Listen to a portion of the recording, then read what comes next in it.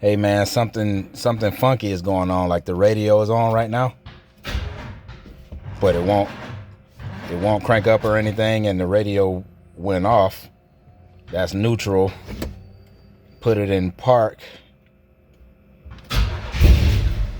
and then it literally did nothing. It crunk up but wouldn't stay on. Now it won't come on, and the radio went back off. So now it's back on again. I'm not sure, and I can't get it to turn over.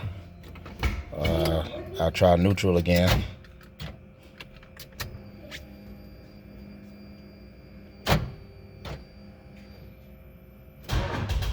Nothing. Is it working? That light's on. Radio's back on somehow. It's in neutral, but it's showing R, but nothing.